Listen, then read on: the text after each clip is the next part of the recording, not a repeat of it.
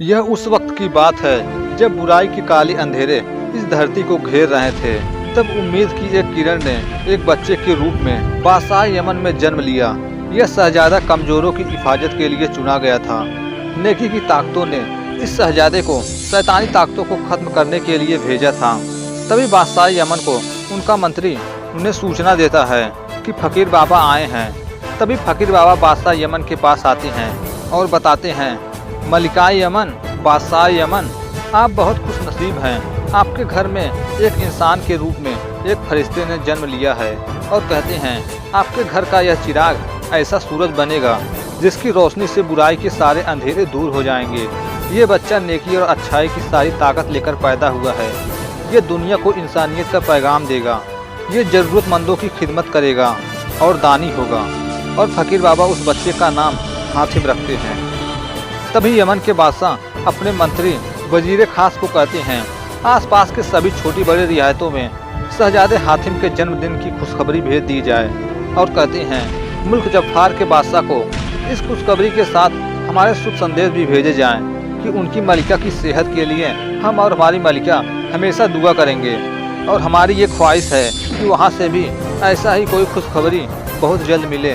उसके बाद मंत्री वजीर खास जफ़ार मुल्क जाते हैं और जब जफ़ार मुल्क पहुँचते हैं उसके बाद जफ़ार मुल्क के महल को देखते हैं और कहते हैं जफ़ार के महल में ये क्या हो रहा है, जो कि जफ़ार के महल में कुछ ठीक नहीं लग रहा था। वहीं जफ़ार के महल में जफ़ार के शहजादे का जन्म होता है। लेकिन जफ़ार के शहजादे का जन्म होते ही उसके दिल की धड़कन रुक जाती है और जफ़ार के बादशाह अलामा से पूछते हैं, क्या हकीम हमारे बच्चे को बचा लेगा? तभी अलामा कहते हैं, हकीम कोशिश कर रहे हैं लेकिन यह नामुमकिन है। उनकी सारी बातें अलामा का चेला नजूमी सुन रहा होता है और वह कहता है, अल मखदूम। और वह अपना यक करता है और कहता है, ऐ बुराई के बादशाह, यही मौका है, जाकर समा जा उस बच्चे के शरीर में, जा समा जा। ये बच्चा बड़ा होकर तेरी हुकूमत को सारी दुनिया में फैलाएगा और तेरा नाम रोशन करेगा। जा समा जा शहजादे के जिस्म में और उसमें शैतानी रूप फूंक दे। वहीं दूसरी तरफ हकीम उस बच्चे की दिल की धड़कन चालू कर उसे जिंदा नहीं कर पाए थे। तभी नजूमी की बुराई की काली ताकत उस बच्चे के अंदर आकर समा जाती है और वह बच्चा जीवित हो जाता है। तभी बादशाह अपने बच्चे को अपने गोद में लेने के लिए जा रहे होते हैं। तभी अलामा बादशाह को रोक देता है और अपनी शक्तियों से पता लगाता है यह बच्चा जीवित कैसे हो गया। तभी अलामा जैसे ही बच्चे के पास जाता है और तभी उसे एक जोर का झटका लगता है। तभी बादशाह कहते हैं, अलामा क्या हुआ? तभी अलामा बताता है कि बादशाह ये आपका बच्चा नहीं है, ये तो मर चुका है। ये बच्चा शैतान है, ये शैतान का बच्चा है बादशाह। और अलामा बताते हैं इस बच्चे का महल में आना जफ़ार की तबाही और बर्बादी की ओर इशारा करता है बादशाह। जफ़ार में अगर ये बच्चा जिंदा रहा तो शैतानी ताकतों से ये इतना ताकतवर बन जाएगा कि सारी दुनिया इसके कदमों में होगी। अच्छाई का नामो निशान मिटा देगा। ये सारी दुनिया पर इसके जुल्म की हुकूमत होगी। और कहते हैं ये शैतान है बादशाह, ये शैतान है। तभी बादशाह पूछते हैं, अलामा इस तबाही को रोकने का कोई तो तरीका होगा? तभी अलामा कहते हैं, इस बच्चे की मौत। तभी मलिका की सेविका कहती है, पर बादशाह इसके बाद मलिका फिर कभी मां नहीं बन पाएगी। तभी अलामा कहते हैं, बादशाह हमें इस बच्चे को ख़त्म करना होगा और इसके दिल को निकालकर जला देना होगा ताकि शैतान की निशानी जड़ से खत्म हो जाए। तभी अलामा नजूमी को हुक्म देते हैं कि इस बच्चे को ले जाओ और इसका दिल निकाल कर ले आओ। तभी नजूमी कहता है, जो हुक्म मेरे आगा। तभी नजूमी उस बच्चे को ले जाता है और कहता है, इस बच्चे को मैं सारी दुनिया का शैतान बनाऊंगा, सारी दुनिया का शैतान। उसके बाद नजूमी उस बच्चे को लेकर चला जाता है और वहीं दूसरी तरफ अपने शैतान तारा को बुलाता है और उसे हुक्म देता है और कहता है, जाओ जंगल से खरगोश लेकर आओ और उस खरगोश का दिल निकाल कर लाओ और बादशाह को जाकर यह खबर सुनाओ कि उस बच्चे को इस दुनिया से वापस भेज दिया गया। तभी वहाँ अलामा आता है और कहता है, नजूमी तुम ये क्या कर रहे हो? बादशाह को खरगोश का दिल भेजकर तुम अपने बादशाह के साथ धोखा कर रहे हो। तभी नजूमी कहता है, जो बादशाह इतना बेवकूफ़ हो, जो अपनी खुशनसीबी को बदनसीबी समझ के उसका साथ देना, अपने साथ धोखा करना। तभी अलामा कहता है, तुमने सुना नहीं मैंने क्या कहा? यह बच्चा बड़ा होकर सारी दुनिया को तबाह कर देगा तभी नजूमी कहता है, आपने तो ये भी कहा था उस्ताद कि यह बच्चा सारी दुनिया पर राज कर सकता है, तो क्या बादशाह इसके जरिए पूरी दुनिया पर राज नहीं कर सकता? अरे कर सकता है, अगर बादशाह दूर की सोचे तो। तभी आलमा कहता है, समझा, तू दूर की सोच रहा है। तभी नजूमी कहता है, चेला किसका हूँ? आपका। लेकिन जो बादशाह चाहता है वो मैं नहीं करूँगा। यह बच्चा जिंदा रहेगा और यहीं इसी महल में मैं इसे बड़ा करूँगा। मैं इसे उन सारी शैतानी ताकतों से महफूज कराऊंगा जिससे दुनिया के सारे तहसक इससे डरेंगे। और नजूमी कहता है, और फिर ये सारी दुनिया का बादशाह बन जाएगा और मैं आपका चेला सबसे बड़ा इस दुनिया का ताकतवर इंसान बन जाऊंगा। और वह आलमा पर अपनी ताकत से वार कर देता है। तभी नजूमी और आलमा दोनों के बीच लड़ाई होती है। तभी नजूमी धोखे से आलमा का जादुई दंड छीन लेता है और आलमा को उन्हीं की ताकत से उन्हें खत्म कर देता है। उसके बाद अपने शैतान द्वारा लाए खरगोश के दिल को नजूमी बादशाह को दिखाता है। उसके बाद नजूमी उस बच्चे को दुनिया की सारी काली ताकतों से नवाजता है और उसका नाम जंजाल रखता है। वहीं दूसरी तरफ यमन के शहजादे हातिम की परवरिश नेकी और भलाई के साये में हो रही थी। वहीं दूसरी तरफ जफार में जंजाल नजूमी के दिखाए हुए शैतानी रास्तों पर चल रहा था और धीरे धीरे नजूमी बादशाह जफार के सारे वफादार लोगों को मारता गया और जफार तबाह होता चला गया। और नजूमी बादशाह को झूठ बहकाता है और कहता है, बादशाह सलामत।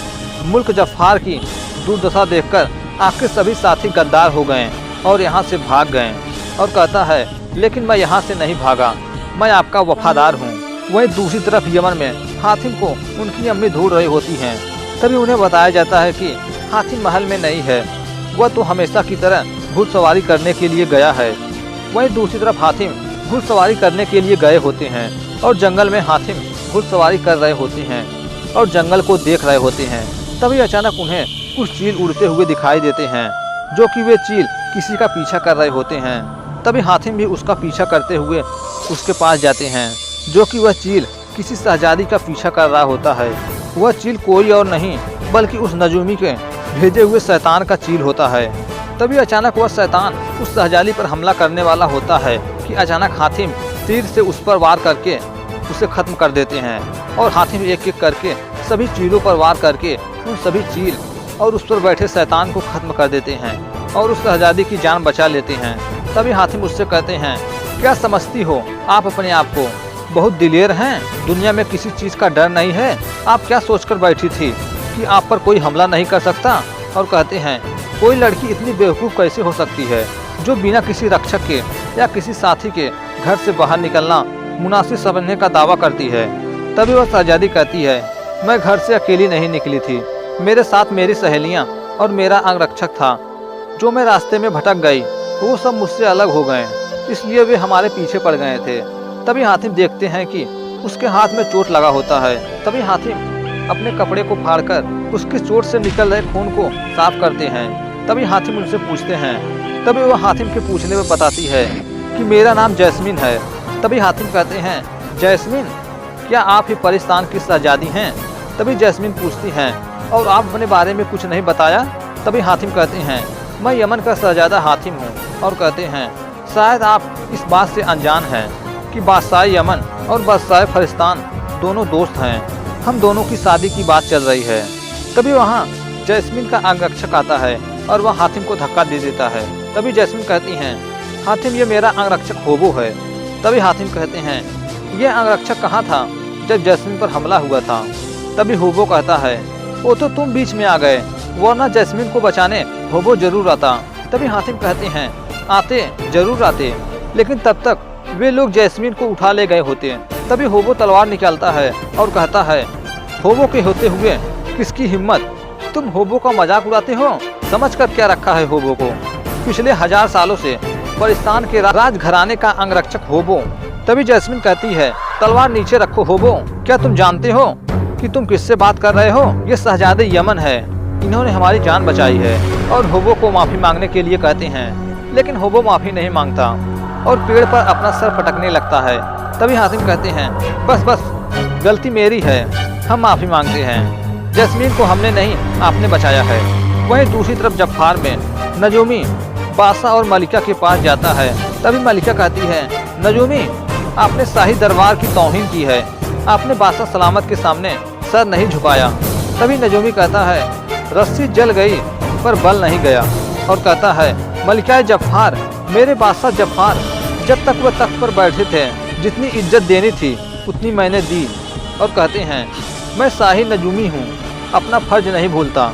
हर रोज़ दरबार में आने से पहले मैं सलाम करता हूँ, और आज भी दरबार में आने से पहले मैंने सलाम किया है, और आज आप सबको सलाम करना पड़ेगा क्योंकि जफ़ार का असली बादशाह आ रहा है। वहीं दूसरी तरफ जंजाल जफ़ार आ रहा होता है। तभी बादशाह जफ़ार उससे कहते हैं नजूमी, तुम्हें पता है कि तुम क्या कह रहे हो? जफ़ार के बादशाह हम हैं। तभी नजूमी कहता है आपने उसी दिन इस तख्त पर अपना हक खो दिया था जिस दिन आपने अपने बेटे को शैतान मानकर उसे मार डालने का हुक्म दिया था। और नजूमी कहता है लेकिन मैंने आपके बेटे को नहीं मारा। तभी महारानी जफ़ार कहती हैं इसका मतलब मेरा बेटा जिंदा है। और नजूमी बताता है कि 24 सालों में मैं आपके बच्चे को इसी राज्य में पाला और बड़ा किया, आप लोगों से बचाकर और शैतानी ताकतें इकट्ठा करके उसकी मदद की। और कहता है पर आज वह यहाँ बादशाह बनने के लिए आ रहा है। और नजूमी कहता है इसलिए जफ़ार की तख्त खाली कर दो। वहीं दूसरी तरफ जंजाल जफ़ार आ रहा होता है। उसके बाद जंजाल जफ़ार के महल में प्रवेश करता है और फिर दरबार में आता है और बादशाह को तख्त खाली करने के लिए कहता है, और कहता है तख्त खाली कर दो वरना हम तुम्हारा सर काट देंगे। लेकिन बादशाह तख्त खाली करने के लिए तैयार नहीं थे। तभी जंजाल अपनी काली ताकतों से बादशाह और महारानी पर वार करता है और उन पर वार करके उन्हें जमीन पर गिरा देता है। और जंजाल कहता है दुनिया का सबसे ताकतवर बादशाह बनने का मेरा सफर आज से शुरू होता है। वहीं दूसरी तरफ हातिम और जैस्मीन कुछ बातें कर रहे होते हैं, और वहीं बादशाह यमन और बादशाह परिस्तान के दोनों बादशाह और महारानी भी हातिम और जैस्मीन की शादी की बातें कर रहे होते हैं। वहीं दूसरी तरफ नजूमी भी जंजाल को शादी करने के लिए कहता है। तभी जंजाल कहता है शादी, लेकिन क्यों? तभी नजूमी बताता है पूरी दुनिया में राज करने के लिए, और कहता है तुम्हारी ताकत काफ़ी नहीं है। शैतानी ताकत हासिल होने के साथ साथ तुम्हें अच्छाई की भी ताकत हासिल करनी पड़ेगी। तभी जंजाल कहता है वो कैसे? तभी नजूमी कहता है तुम्हें ऐसी लड़की से शादी करनी होगी जिसका ख्याल नेक हो और जिसका हर कदम अच्छाई के लिए उठता हो। तभी जंजाल पूछता है आखिर वह लड़की मिलेगी कहाँ? तभी नजूमी अपनी शक्तियों की मदद से उस लड़की का चेहरा दिखाते हैं और बताते हैं यह है राजकुमारी सुनैना दुर्गापुर की, इसमें दुनिया भर की सारी अच्छाई मौजूद है। तभी जंजाल कहता है तो फिर ठीक है, मैं इससे शादी करूँगा। तभी नजूमी कहता है शादी जोर जबरदस्ती से नहीं, सुनैना की मर्जी से होनी चाहिए, और अगर तुम उसे मजबूरन इस महल में ले भी आए तो वह अपनी सारी अच्छाई पीछे छोड़ आएगी।